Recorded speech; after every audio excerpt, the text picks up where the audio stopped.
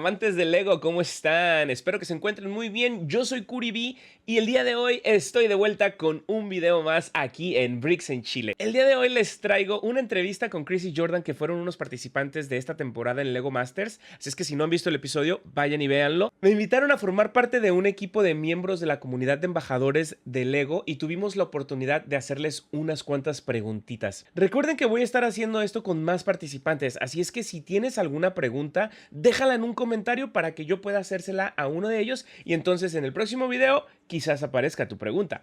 Sin más ni más, les dejo el video, disfrútenlo y nos vemos en un ratito. Hey Chris, hey Jordan, Megan with Brickset.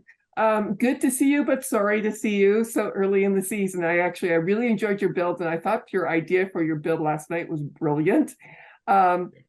But the one of the downsides of Lego Masters that you see all these fantastic builds, and you see each one for about feels like 5 seconds on the show. So I'd like to know of the builds, and you can talk about any of the three or all three of the builds you had on the show. What are some little details that weren't shown on the show that you're particularly proud of? I'm going to let Jordan go over this because unfortunately I have not seen any of the episodes yet. So I don't know what's been excluded at this point. So Jordan will be the ace on this one.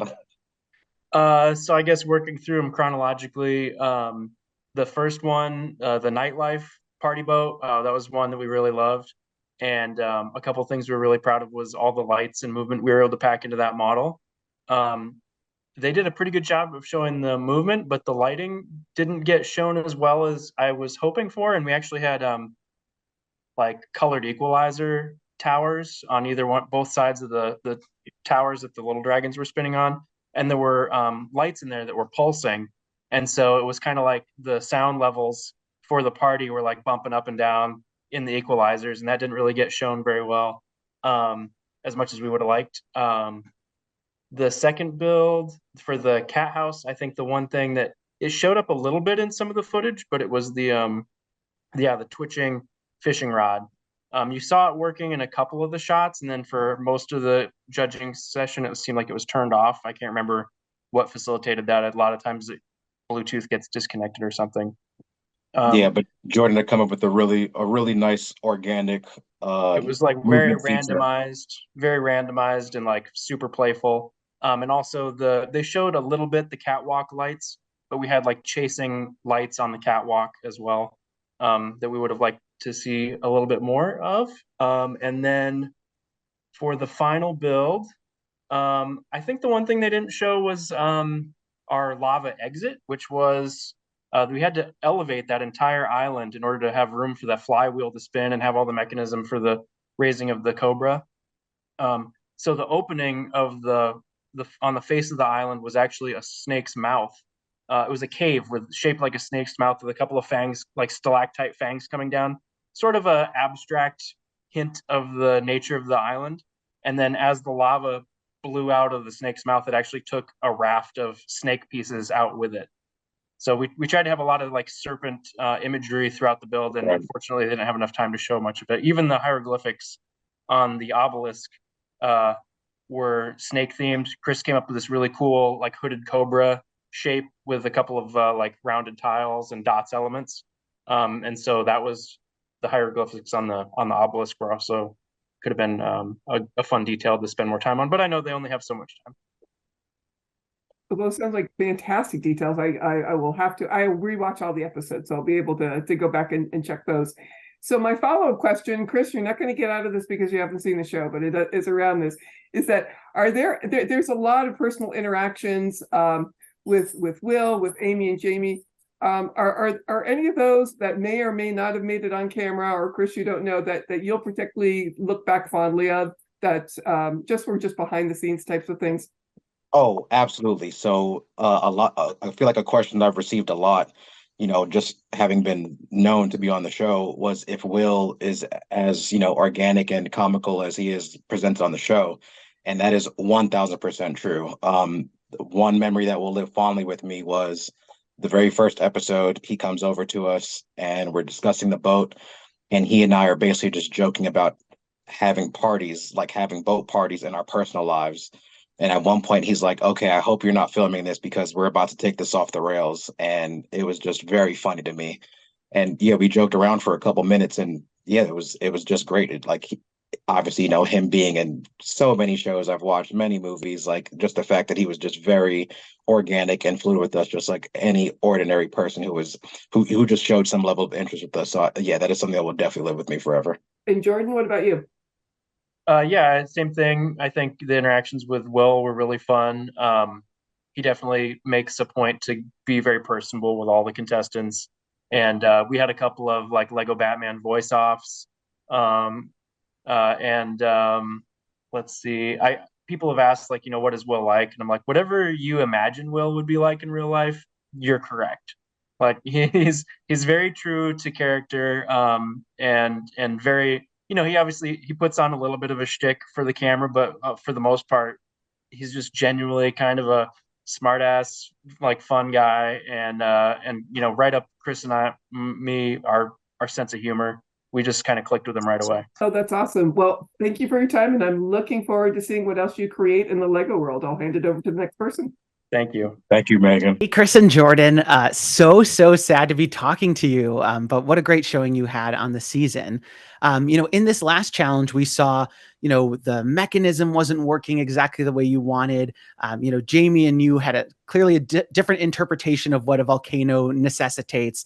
I'm curious just to get your thoughts, like knowing how it all ended, what sort of went wrong this episode, or, reflecting back on it, what are your thoughts? I think probably, we just stacked a couple too many risks on top of each other. So when you have something as unpredictable as a lava flow, we kind of were presented with an idea of what it would look like, but you never know if you're actually going to get exactly those conditions. We saw that last season, right before the final three, when they had to do that, the water challenge, right? You just don't really know because there's no way to test it in advance. So we went really hard into the mechanism to get something powered by the lava. You look at kind of all the other mechanisms on other people's builds, and we put like 8 times as much effort into ours as anybody else. And so, for that not to pan out, that's a pretty big swing and a miss. And then to take a very artistic interpretation of what a volcanic island is, I think it's Lego, and usually, you're kind of think about it as being open to imagination and creative interpretation, but they also have a rubric of exactly kind of what they want. And so unfortunately, we didn't quite align with what their expectations were. And when you combine the two on top of each other, I think if we'd played either one of those safer, we might have had a chance of squeaking through, but just kind of had 2 big swings and 2 big misses. Anything to add, Chris? Honestly, I would agree wholeheartedly with what Jordan just said. I think we leaned a bit too heavily in trying to get the mechanisms, try to really lean into having something very visibly powered by this lava flow. And for where we were taking artistic liberties, we thought that by succeeding at this with this mechanism, we would then showcase our build far beyond all of the others, since no one else was really doing something to that level. So yeah, just the fact that having no opportunity to test, and it being a very, very large fail in that regards, as well as then having our build being that artistic representation of what we could see as something that would be erupting on an island versus all of the very traditional looking volcanoes. Yeah, unfortunately it was. I had leaned over to Jordan at one point, and I just told him, like, yeah, if the mechanism does not work, we are the ones on the chopping block for sure. Yeah, it's tough. It's one of those, it's just so crazy. It just might work, but if it doesn't work, then, you're left a little bit, out on the lurch. Yeah. Yeah. Well, we did get a really lengthy goodbye with the two of you, which was so sweet. Just hearing sort of what it meant to be there and all the friends that you made, especially sort of being the toughest part about leaving. But now that you've had a little bit of distance from that goodbye, what are you taking away from the show? What lessons or memories will you keep with you? As far as memories go, I mean, again, I haven't seen the episode, so I'm not too sure what was shown from what I said, but I mean, in all honesty, the memories I take, I don't even know if I would really call them memories, because I still talk to all of the contestants on a daily basis. Like, we are all still very much friends. I am joking talking all the garbage that you would expect of a New Yorker to each and every one of them, like I said, on a daily basis. Some of them I'm calling on the phone. I spoke to Ryan just a few days ago. Tank Tim was just at my house on Monday. Like, intend to see these people. I intend to retain them in my life for as long as they'll allow. So yeah, so my biggest takeaway was walking into this competition, not thinking, not even really having that desire to make friends, just because I don't think I've ever experienced that camaraderie of the Lego community like that. Not to say it doesn't exist, but I guess just for me. And so yeah, walking into the experience and thinking, oh yeah, I'm just coming here for a check, and then walking away with 20 plus friends like that. Yeah, I will hold on to that forever. And I greatly appreciate TLG and ES and any Fox, every organization that's a part in allowing me to make these friends. Yeah, I think and Chris, you have to go back and watch at least the send off on that one, because they really did clip together, I think, a very authentic response for us on the way out. I mean, obviously we're disappointed that we had to go home early, and Chris and I are both uber competitive, so it definitely hurt our pride to leave, on the third challenge. But looking back, really the friendships and the relationships created are the biggest prize out of that thing. You could make that prize $1 million, and I don't think it would compare to walking away with 22 new best friends. I mean, it's just a phenomenal experience. And not only that, but, we've sort of been adopted by the greater Lego Master family at large. So we've got friends across multiple seasons now, and people reaching out to us and saying, hey, really loved what you guys did. And so, that ongoing networking and building of that Lego family is only going to continue. For sure. It's such an amazing group, and you two are amazing too to be a part of it. So thanks for this, and just congrats on everything you're able to do on the season. Hope to talk to you soon. Thank you so much, Michael. You have a good one. Hi, Chris. Hi, Jordan. It's nice to meet you. I'm with Tips and Bricks. And so I wanted to ask you, what did preparation for the show look like for you guys? I am so sorry, Bethany. That is, I wish that question was that question would probably be better received for any of the other teams who are actually geographically close to each other, actually spend time together, see one another for any amount of actual time in real life. So, as far as preparation goes, it was unfortunately terrible. Even I think we had six hours. I'm just gonna count the casting time, right? Casting time. We probably had 6 to 12 hours actually together prior to being on the show and like on actually set. Building together. Yeah. Right. Yeah. So preparation unfortunately was close to nil, and especially when you put it in comparison to all the other teams, unfortunately. But I mean, I don't know if I still would have had any other way. Yeah, we walked into the build experience pretty cold. Chris and I have been friends for over a decade, like we said on the show, and we've talked on a daily basis for years now, but we've never been able to actually build together. So once we got on the show, that was when we really had to start figuring out all right, well, who's kind of like the creative lead on this thing? Who's the technical lead on this? How are we going to communicate? Who's working on what? Or even just describing to each other, trying to get one mental image out of your brain and pass it on to a partner. I think the fact that we talked so much on a regular basis prior to the show helped with that element of it. But for a lot of the actual physical building, we didn't have that.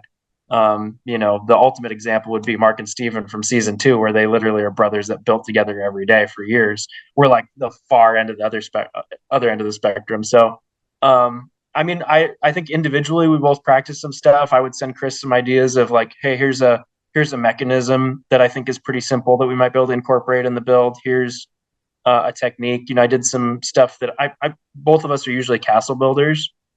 And so I know specifically, I tried to build a couple of characters and do some, spaceship, just do some stuff outside of my normal comfort zone, just to get kind of those creative juices flowing and think about putting parts together in a way that's different than what I'm usually used to. But as far as actually being together and doing a whole lot of practicing, it was mainly through the audition process, when we actually had that in-person time together that was really our actual hands on the bricks preparation. Thanks for sharing that. I didn't mean to laugh so much, but Chris, you made me laugh. Yeah, I'm glad for it. My follow-up question is, what advice do you have for new builders or for kids who want to become Lego masters at home and don't know how to get started? What advice do you have for them? I don't know if I would say there's a recipe for that. Would you, Jordan? No, I don't think so. I would say, especially for people who are building a new collection. We're AFOLs. I've been accumulating Lego brick with adult fund money levels for over a decade. So I have many, many bricks. If you're new to the hobby, I always say the best way to start a collection is just by buying sets and buy a wide range of sets, because you're going to get parts that you don't expect to need or ever use. And having access to those funny parts and weird things that you would never think to actually, like, if you went to Bricklink or went to fill a cup off a Pick a Brick, you would never think, oh, I need to have one of these. But when you have it in your quiver and you have it in your toolbox and you have that ability to use those things, I think that's really the best way. Just have as many diverse parts as you can and practice building with them in fun and unique ways. Lego's also come a long way in the last few years, especially with some of their bigger sets on actual, like, official build techniques.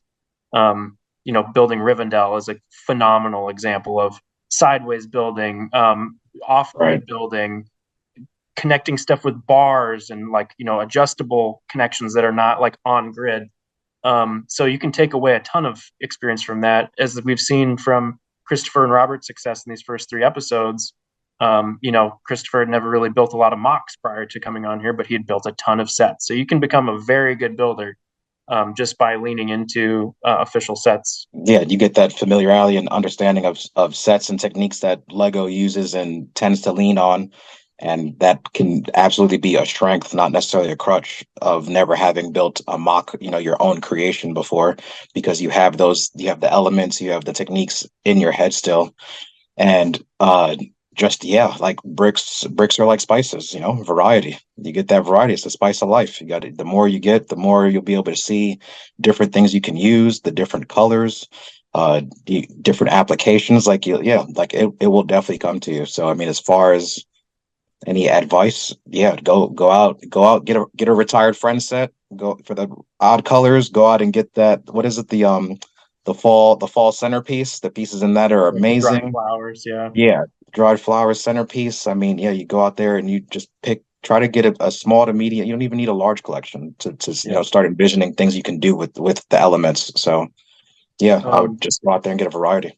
For people who are also, I don't want to send little kids off onto the internet, but if you're old enough to join a forum, get on some Discord forums or other places where you can be exposed to building ideas from other builders too.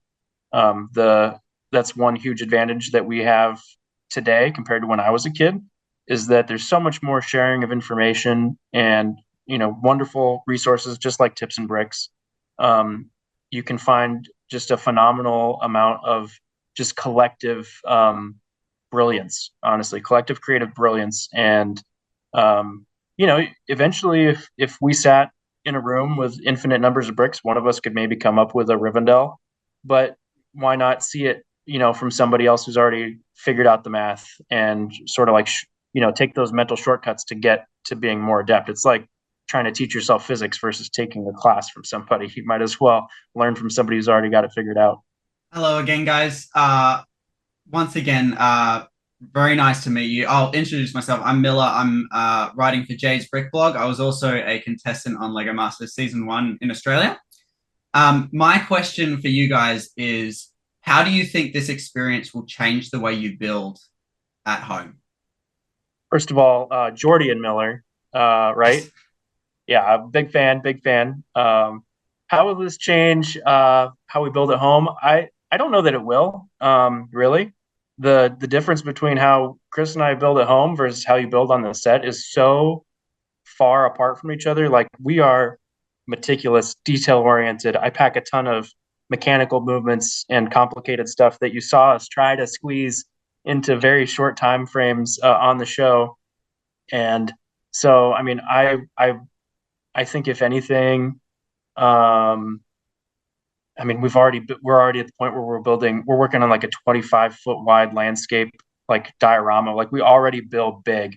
So, you know, I don't know that it's going to change a whole lot of the way that I personally build, because I'm still going to take my time and really work out like all those nitty gritty details, and you know, put out something that I'm really proud of at the end of the day.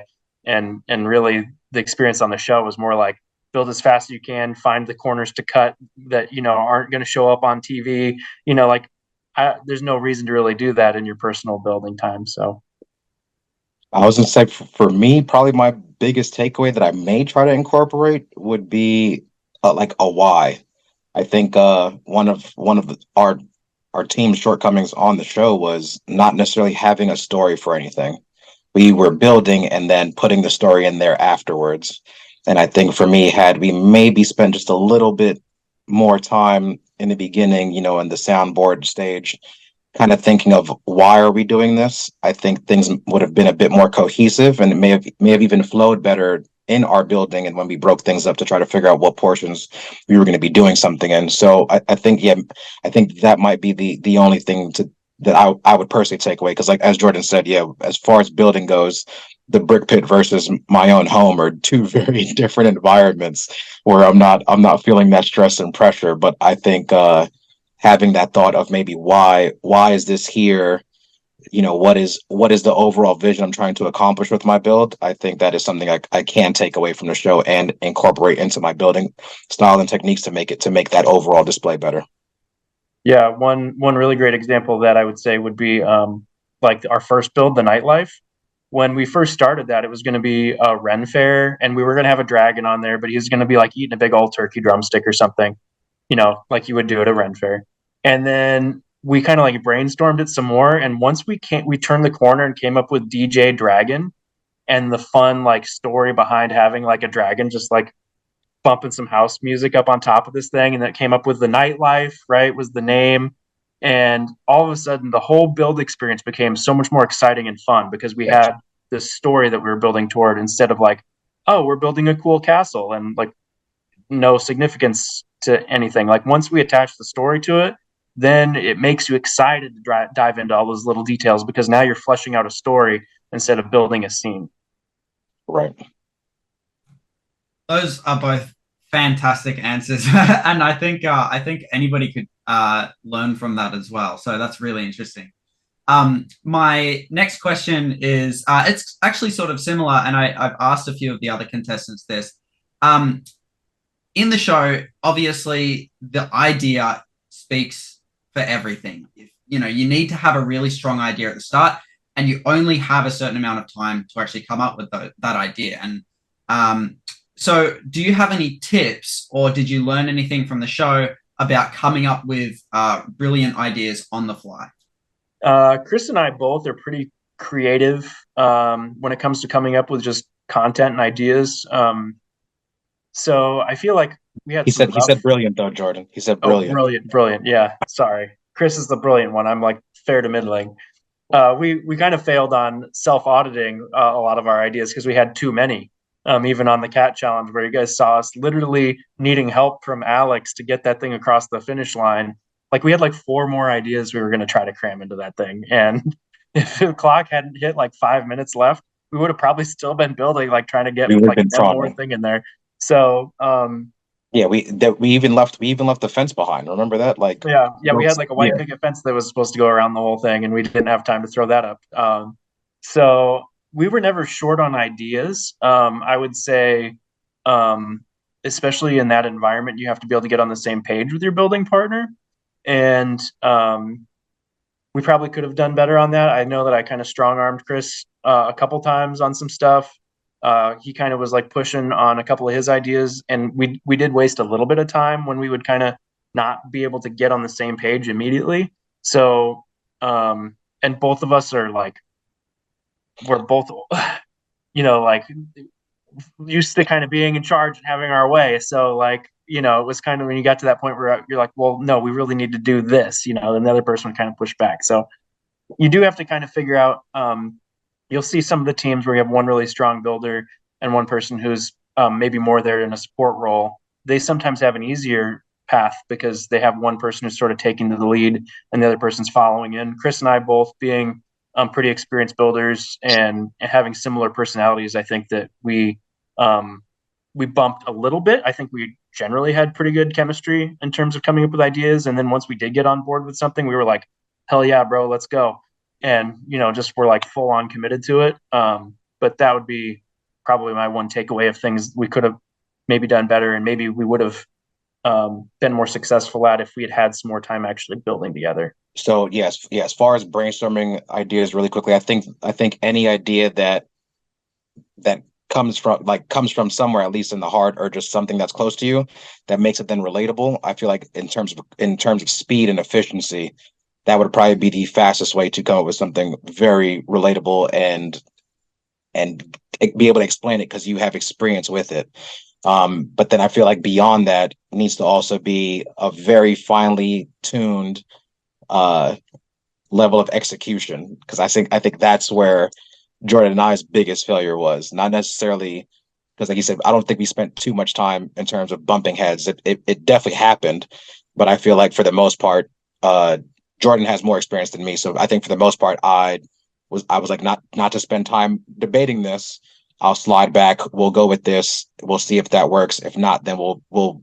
I know that at that point, if we saw that was failing us, Jordan would be willing to pivot at that point. And we made several pivots, and not off of his idea, just in general. We made many pivots just off all of the ideas we were bouncing off of each other, because I don't think that was something that we were lacking in, like as you said, in terms of ideas.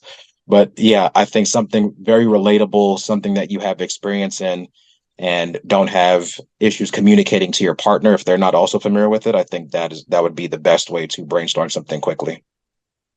Hey, Jordan. Hey, Chris. How's it going? Hello. Not too bad. How you doing? I'm doing really well. I had a chance to watch the rerun of your interview with us. We appreciate that. And I know, Jordan, you had to leave early. And one of the questions that came up was that you are very technical and have a lot of mechanical experience, and you put a lot of mechanics into your builds. And there was some discussion about, do you think that because you put mechanics into your build so early, that raised the bar for everybody else in the room? Because in the previous seasons, we didn't see that much motion, but you did that right out of the gate. So I wanted to get both of your perspectives on that. I think we definitely came out swinging with the nightlife. We had like 4 battery boxes on there. It was like 3 motors or 4 motors. And then, as I said, like the flashing lights. And then even on the bow, we had like the port and starboard lights on there too. So I think probably the gauntlet was down at that point. But even so, if you look at the entire collection of that first episode, everybody, there's 12 boats, there's probably like 8 of them had lights or movement on them. So I think collectively as a group, we all came in really excited to try to incorporate that stuff into our build. I don't want to say that Chris and I were like the ones that really instigated it, completely. I think everybody came in. I'll say it. Yeah, I was going to say, Chris gave you credit for it. In our interview, he said point blank that you raised the bar for everybody, and it was too bad you had to leave early.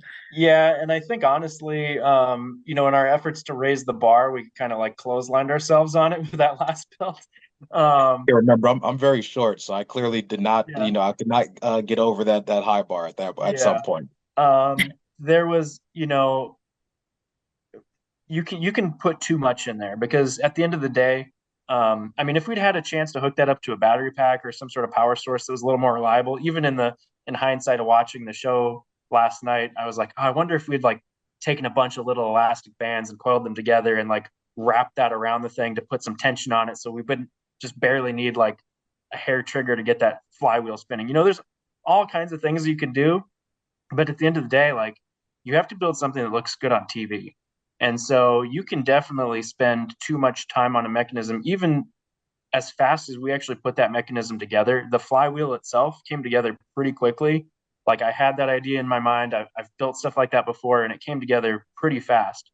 But you end up spending a lot more time than you think integrating it into the build, like having to build that channel to a very tight tolerance around that wheel, because we knew that we couldn't have all the lava sliding past it. Like, the time that it took to just even build the hump that covered it, and be careful about not just throwing bricks over it, because we didn't want it to be so tall that it obscured everything behind it. So we ended up spending out of that 14 hours for that build, I think it was.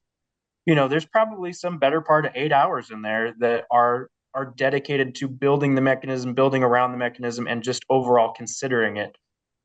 So you can go too heavy into there and then lose time on like the polishing details too. So I would say my recommendation for people who are trying to be on the show, like self edit, like simplify it more than you think, because you want something that's effective, but it's got to be something you can throw down fast, and it has to have plenty of bang for the buck. I think if that had worked, having that Cobra raise up would have been a showstopper. It was by far the best mechanism in the room, but it didn't work. And so, you end up pouring all those resources into there and you get no return. Whereas we saw the winners of the challenge, Ben and Poppy, built this phenomenally beautiful build, and, had a very simple movement mechanism that it still contributed to their build, but they didn't lose all that polish and detail time. So that's kind of, raise the bar, but be careful about overdoing it. Don't raise it too hard on yourself, right? Yep, exactly. Chris, do you have follow-up on that with regard to? I was just going to say, I was going to say, I don't know if Jordan is trying to be humble, if he just doesn't remember, but the first challenge was a boat challenge. We were all told we're going to be putting this on the water. It must float. We're going to drive it around Brick Lake. So I don't think anybody was trying to then, no one's first thought was, okay, we're having a boat. Let me put another battery, another like electronic piece of equipment on this flotation device in my build. Like no one other than Jordan said that. But to everyone else's credit, though, once Jordan did come up with this insane idea, other teams were very quick to jump on it as well. Like we were not the only ones in this boat, and it was honestly incredible seeing the other teams, just how hungry they were to match Jordan's level of intensity in terms of what we were aiming to present with that first build. So yes, I'm not going to say like, we left them in the dust by putting batteries in our build, but Jordan was definitely the first one to have this insane idea, and I was crazy enough to be like, "That's a great idea," or as Miller said earlier, "That was brilliant. That's brilliant." So we went with that, and like I said, I thought it was great how all the other teams who were willing to go with it literally chased right after us for it too. So right, and they didn't air this, but you came in second place on that first challenge too. So I'm sure that also kind of fueled your desire to keep doing, more complicated builds. So we were hungry for that first place for sure. Right, exactly. So that might have kind of encouraged you there. So thank you. My follow-up question is kind of related to this. If you were to tell somebody you absolutely need to know one particular kind of mechanism, what mechanism would that be to make sure you mentioned a quiver in your pack, so an arrow in your quiver. What one technique would you say everybody should master, so at least you have that in your tool chest? Speed, being able to lay bricks down fast. Yeah, being able to lay bricks down fast. How many bricks per hour would that be? I think I typed somewhere in like the 100 words per minute. So I'm just gonna times that by 5 and say like 750 bricks every 30 minutes. We're just gonna go with that. I don't even know. Okay. I don't know what that equates to exactly. See, we don't know what that equates to, but I'm just gonna say that's the number. But you're gonna say speed. That's okay. Speed, yeah, speed is important for sure. If you were gonna talk about like a mechanical movement as far as having that in your quiver, everybody on the first challenge had something that spun. Even us, the easy one to do. We had the dragon spinning. We had the turntable spinning. That one's pretty straightforward. If you're gonna add one more to that, I would say something that oscillates, because that's like a lot less common, but you can get a lot of effect from having something that can either like do a quarter turn or like wave up and down. And it's not very complicated. It's something you can come up with pretty quickly. So I would say, like, if you wanted to stand out, have something that other than spinning. Right, because everybody can do a spin. So add an oscillation to it. Great. Well, thank you. It was so great to chat with you, and sorry to have to chat with you so soon in the competition. We know you had high hopes for everything, but you really made an impression on everybody, and we really appreciate your time dedicating that away from your families to be able to entertain us. Thank you so much. Absolutely. Thank you so much. Hi, Chris and Jordan. My name is Curry B from Bricks in Chile. And my first question to you guys is, have you guys been on a TV show before? And if yes, how was this different? And was there anything that you thought you were ready for, but it turned out to be a complete surprise? I've never been on a TV show before, so that's a relatively easy one. I don't think Chris was either. Something we thought we were ready for and was a complete surprise. I think it was the clock. I mean, I think it was like knowing that you have to build within a certain time frame, having those hours melt away faster than you have ever seen. It's like being like brick pit minutes are like treadmill minutes, like the opposite of treadmill minutes. Like as long as a treadmill minute is, that's how fast a brick pit minute is. Like you'd look down, you'd be working on something, and you'd look up, and all of a sudden, like an hour and a half had gone by, and it was like, well, I barely even put like 5 things together. How did this happen? And that happens to me all the time when I get working with my hands, and I'm like in depth working on something. If I go out to the workshop, I'm woodworking or building on Lego, and my fiance Ashley's like, "Hey, are you coming in for dinner?" I'm like, "Yeah, 15 more minutes." And then like 2.5 hours later, she's bringing me like a cold plate of meatloaf. You're like, "Well, you never came in, or do you want this or not?" So, I mean, that's just how it goes. So, like Chris said, speed and time management. As much as you think you're prepared for that, you can never be prepared enough. As far as my answer, while I definitely agree with Jordan, that clock is very understated and not really understood until you're there on set. But for me, I think the thing I was most prepared for, and then I'm going to add pleasantly surprised by, was the cast. I don't think Jordan properly conveyed how competitive I actually am. I may have mentioned that I'm short. I absolutely have Napoleon complex. You're not going to tell me that I'm not going to do something. And so Jordan co-signing me for as his teammate for the show, I was just like, yeah, we're going to go in there and we're going to slaughter these other teams. Like I know I'm all jokes and I'm all smiles, and I do genuinely love communicating with people, but in my head, oh, it was vicious. It was vicious. And so I'm expecting to go on set. I'm not going to talk to anybody. I don't like any of these people. And then, like I mentioned earlier, next thing I know, I now love 22 other people, and I'm just like, boy, my Christmas card list just really expanded without me ever really anticipating that. So, yeah, I thought I was prepared to simply have my head down. Jordan and I are just going to go in there. I'm not looking at anybody else, talking to anybody else other than my teammate.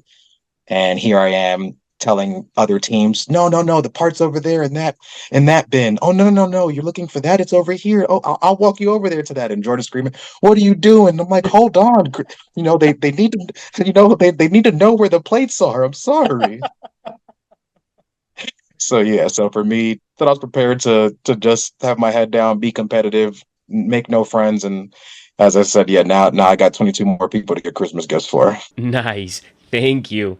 Question 2 is, what was your favorite part of the show? And is there any advice that you would want to give to those who want to be on Lego Masters in the future? I think it was my jokes, like him being able to be there and be just graced with the wonderful sense of humor that I have, sophisticated, witty, just wonderful puns all the time. That was his favorite part. I forgot you there, buddy. I'm gonna feed off of that. If Jordan's favorite part was giving me the jokes, then my favorite part was unfortunately us being eliminated, because that meant I would not be in the same state or area as him anymore, and I would not have to endure the terrible puns that all of America had to deal with for those 3 weeks. And I apologize for him. I've been dealing with this for 12 years, and I'm very, very, very sorry. Go ahead with that one, but like there is not a bad apple on the entire set. Like I made mention to some of the lead producers.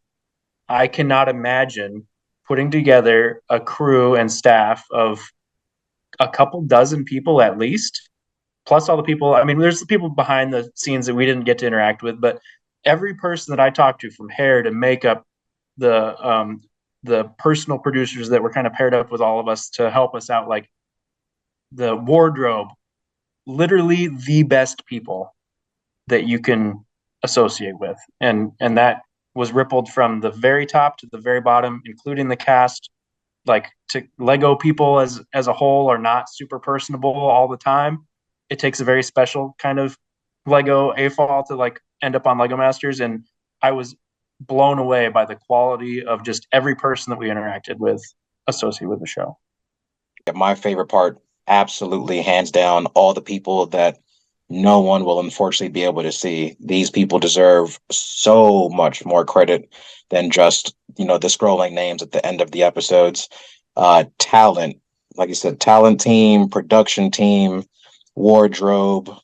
We have the audio guys, the sound crew, the camera personnel, all of them. Amazing, amazing, amazing people. So much so that I was just like, I don't even need to build anything. Like, if I could just hire me guys on your end, just pay me in a couple sets. Like, if they just would have handed me Rivendell, I would have just stayed on set and worked for production. Like, that's how amazing they were. The people who assist us with the bricks, like in the brick pit anyway, like that, the people who like clean up our builds afterwards, because obviously, you see us, we're running around that brick pit and things are just flying everywhere. At the end of that, there are people who handle that. It's like they're like fairies, they're like magical creatures that just come in, and then next challenge, everything looks pristine again. Like, those people, incredible. Like, and just so much praise, acclaim for me. There's not enough words, not enough time for me to express my gratitude and how much I thoroughly enjoyed every single person there, busting their butts in that studio for us. Oh my gosh. No, I love you guys so much. You guys are amazing on the show. I was gonna say it's so great to talk to you again. I'm sorry that it's in this bittersweet moment, but you really did a great job on the show, honestly. Um, and I was gonna ask, Jordan, you expressed such beautiful sentiments on the show about being friends with Chris and how long you've been friends and things like that. But was there anything new that you learned about Chris or Chris about Jordan during this process? Bro, I mean, we're such tight buddies. Mhm. I mean, like, even without, I didn't realize he loved ginger ale so much. I will say that. Uh, the man is addicted to ginger ale. He needs to like walk around with an IV bag, and very specific types, like brands of ginger ale. You can't just be having like that off-brand Wells like ginger ale. He wants the good stuff. First of all, come on, people. No one on this call drinks Schweppes. No one drinks Schweppes. That's not a thing. But no, I mean, like, he's just a very genuine dude. It was really great to just be hanging around and you know see him interacting with all the other people that were there on the show, and just like all the tight friendships that he was able to make with all the rest of the cast too. You can just like, he's just a real good dude. Everybody loved him, and I mean, I think we were the lifeblood sense of humor on the team, or on the cast, I think. And so I think when Chris had to leave, like, I'm sure morale greatly dropped among the cast, because he was the guy with that 1,000-watt smile, always lighting up everybody's morning. So that was awesome. It was great to just see him in his element, interacting with all the peeps. For me, here's the thing I learned about Jordan that just came to me right now when he mentioned ginger ale. Jordan has a collection of hammocks larger than all of our Lego collection. He showed up on set with about 3 hammocks, then ordered 2 more, had them hung up all over the place. And it's just like, we have beds in the hotel room, right? Like, who just has a personal hammock collection? It doesn't even make any sense. But outside of that, no, like, his sentiments about our long-term friendship, like, that was all true. And again, I think it's understated how much Jordan and I actually communicate with each other on a daily basis. Like, he's had exes who thought he was cheating because of the amount of conversation he and I have, and them not knowing. They're like, you know what? Who's Like, texting you at 2 in the morning? Right. They're like, yeah, who are you on the phone with at 2 o'clock in the morning? And it's like me coming home from the bar, like, bro, you should have been here. I wish you were here. And just like stuff like that. But they don't know any better. So just like, who are you getting these random, like, why are you ignoring a call at 2 o'clock in the morning? He's like, because it's Chris drunk. Like, no one needs to hear that, but they don't know these things. But no, Jordan and I talk way too much for there to be really any secrets at this point. But the hammock thing was definitely a surprise. That's amazing. I love those stories. I was gonna say, kind of a different question, but what are your goals in terms of collaborations in the future? Are there any people or companies or projects you want to work on in the future? Yeah, well, Jordan is at the top of the list because we have done so little actually together outside of the show. And as you mentioned, Sure. we're at about year 3 of a 2-year project. So I made the joke with another podcaster before, but yeah, we're like on the Van Wilder program where we're 6 years in college on a 4-year degree. But yeah, so we're working on a very large castle collaboration at the moment separately, and then we're going to bring it together at BrickCon. I think we have a plan right now for BrickCon 2025.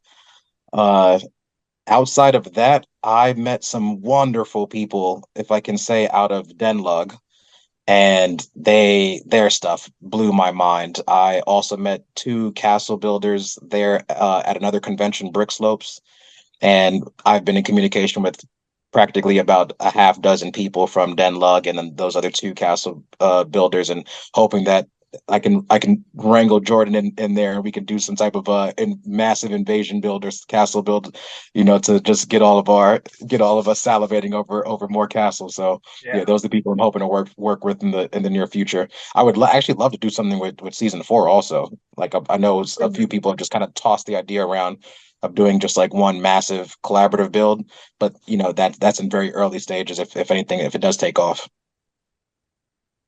Mm. Yeah, that sounds amazing. Jordan, how about you? Yeah, Chris and I got that big project, and Lego Masters, the application process and actually doing the filming kind of derailed any progress on that this year. I'm getting married next year, and so we're gonna. Congratulations. Thank you.